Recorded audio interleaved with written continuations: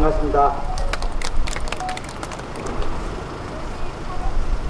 어제까지 서울에 있다가 내려왔는데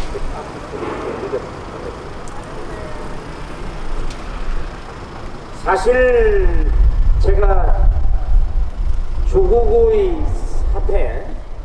사태 때문에 정교모가 결성이 됐고, 또 조국의 사태로 인해서 사실은 이번 정권 교체가 이루어진 것이 아닌가 그렇게 생각합니다.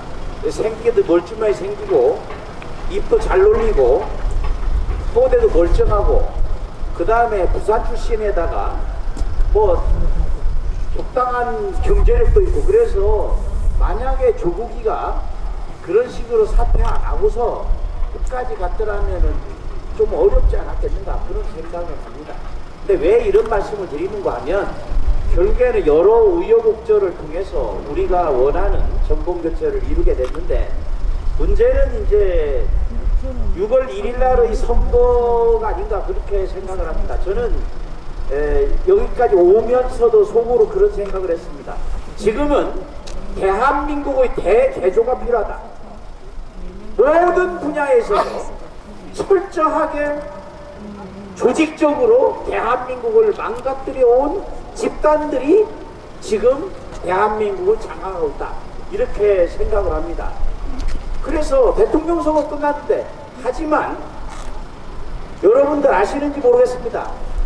지난 4.15 총선 때의 부정에 대해서 그때 법을 어겨가면서 QR코드를 쓰는 것을 임의로 바코드를 써야 되는데 QR코드를 썼는데, 이 부분을 대법원에서 지네끼리 합법화해버렸다는 얘기예요. QR코드 쓰는 것을 법으로, 바코드 쓰는 걸 법으로 막아놨는데, 아니 명시해놨는데, 이것을 4.15 총선 때 QR코드를 썼다, 이것에 대해서 선거소송 잘못됐다고 하니까 이 부분을 지네끼리 작당을 해가지고 국민들 모르게 작년 12월 달에 QR코드 쓰는 거 뭐 불법이 아니다, 이렇게 판결을 내려버렸다는 겁니다.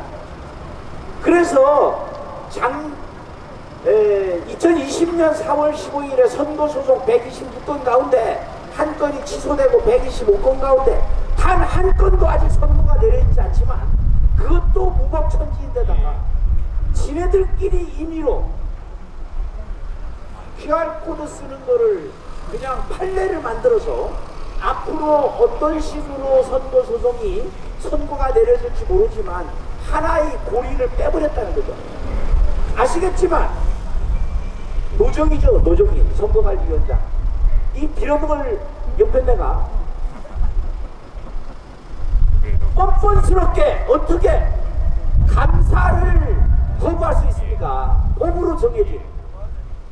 그런데도 법에는 분명히 사법부, 그 다음에 헌재, 이런 거는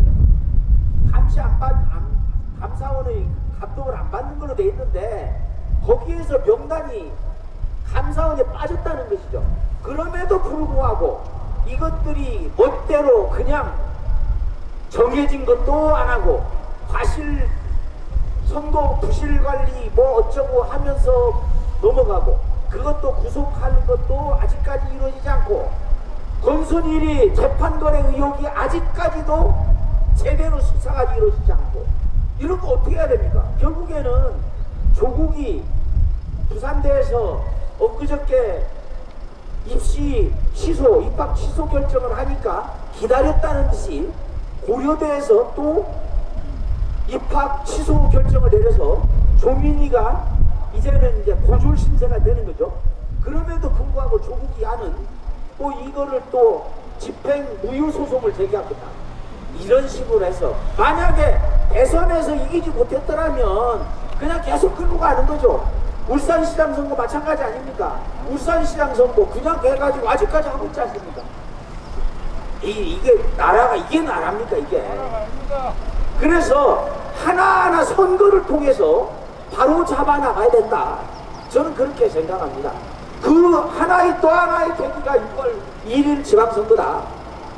그래서 누구를 누구를 뽑아야 하겠습니까? 당연히 자유민주주의와 시장경제에 철두철미한 그런 헌법 정신을 소화하는 자들이 지방 권력을 장악해야 되는데, 문제는 또 인간들이 다 불불이 터져가지고, 교육감도 마찬가지 않습니까? 저는 교육감에 출마했던 사람이고, 뭐 지금이라도 마음먹으면 출마할 수 있지만 그거는 반하는 것이기 때문에 그냥 이렇게 있습니다. 그런데 교육감 선거는 마찬가지잖아요.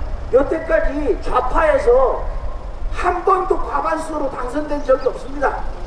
늘 41%, 그 정도로 당선돼요. 그 얘기는 뭐냐? 결국은 분열 때문에 그런 것이다. 그런데 현행 선거법이 철저하게 단일화를 막는 데에 막도록 만들어놨어요. 왜냐? 예비선거에 예비후보로서 쓴 돈은 보전이 안 됩니다. 사무실 운영비 보전 안 됩니다. 그럼 뭐냐? 결국 최소한도의 돈을 확보하지 않으면 어떠한 사람도 교육감에 나설 수가 없는 상황인데, 거기에다가 예비후보를 딱 써놓고, 예를 들어서 서울시 지금 문제가 되고 있지 않습니까? 그러면 10몇 억씩 썼다. 그러면 보전 못 받는다. 그럼 내가 15%는 받을 건데, 그러면 안 나가죠. 거기 단일화 안 되도록 되어 있습니다. 그런데 더 웃기는 거는, 교육감은 정치적 중립이 명시되어 있어요. 그러면 그 정치적 중립이 명시되어 있는 교육감 선거에 나서는 것은, 그럼 정치적 중립인가 정치적인가? 이거 웃기잖아요. 그런데 교사들은 한 명도 조금이라도 나가면 선거법 위반으로 걸립니다. 그러니까 이거는 완전히 손발을 다 묶어놨잖아. 정치적 중립이 명시되어 있는 교육감 선거에 돕지 못하도록 딱 막아놨어. 그럼 누가 돕느냐? 민노총이 돕는 겁니다. 민노총은 괜찮으니까. 그래서 이거는 질 수밖에 없는 싸움이다. 그럼에도 불구하고 단일화가 안 돼요. 이런 상황들이 대한민국 곳곳에서 다 이루어지고 있다. 정당 공천이 아니니까 교육감은. 그러면 누가 해주냐? 시민이 해줘야 되는데, 시민 잘못하면 기부행위로 해서 잡혀갑니다. 그럼 이런 것들이 원천적으로 선거를 제대로 못하도록 만들어 놓고 지네들은 다 하는 거예요. 교육감 직선제 언제 만들었는지 아시죠? 노무현 때 만들어졌어요. 그런데 이런 거는 대부분이 모르시는데, 레닌이 러시아 공산혁명을 일으켜서 최초로 착수한 작업이 교육입니다. 레닌 마누라가 교육을 개조하겠다고 참교육을 주창을 했어요. 그 참교육이 일본으로 진교육이 되고, 일본 일교조, 그것이 한국으로 넘어와가지고 전교조가 된 겁니다. 결국에는 뿌리를 파고 가면 100년 이상 좌파들은 교육을 철저하게 장악해왔다니. 그럼에도 불구하고 우리 시민들이 교육에 관심이 있습니다. 도대체 교육감에 누가 나왔었는지, 아니면 교육감에 누군지도 모르잖아요. 선거하면 1번 찍을까? 그럼 1번 찍으면 번호가 또 뺑뺑이 돌아가니까, 그러면 누구라도 나와가면은 최소한도 10몇 프로를 없게 만들어놨어요. 단일화 안 되는 겁니다, 이거. 원천적으로. 그럼 누가 앉느냐? 좌파들이 이게 되는 거죠. 그래서 이런 상황들을 우리가 슬기롭게 극복을 해서 교육도 바로잡고, 교육을 바로잡는 것이 역사를 바로잡는 것이고, 역사를 바로잡는 것이 대한민국을 바로잡는 것이 아닌가, 그렇게 생각을 합니다. 구석구석 제가 한마디만 더 할게요. 저는 4.3 사태의 희생자이기도 하지만, 내가 문재인 이 인간이 4.3 추념사를 하면서 너무나 당당했습니다. 국가를 지키는 것은 군인이고 질서를 지키는 것은 경찰입니다. 그런데 대한민국 정권을 향해서, 대한민국 정부를 향해서, 군정을 향해서, 특히 대한민국 합법적으로 출범한 대한민국 정부를 향해서 선전포고를 한 자가 어떻게 민주 열사로 더 좋은 세상을 만들기 위한 선지적인 사람으로 미화될 수가 있습니까? 맞습니다. 대한민국을 전복하려고 하는 세력을, 그거를 진압하려고 하는 풍경에 대해서 어떻게 국가폭력이라고 말할 수가 있느냐. 이런 인간이 어떻게 대한민국 대통령일 수 있었느냐. 이제 문재인이 딱 한 달 남았습니다. 한 달. 한 달 동안 또 무슨 짓을 할지 몰라요. 체포해야 되는데 경찰 조직도 마찬가지 아닙니까?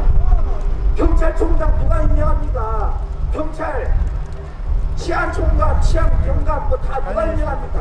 결국에는 대통령이 임명하기 때문에 그 뜻에 따를 수밖에 없는데, 그러니까 이것을 바로잡는 거, 그러면 지방 권력도 마찬가지죠.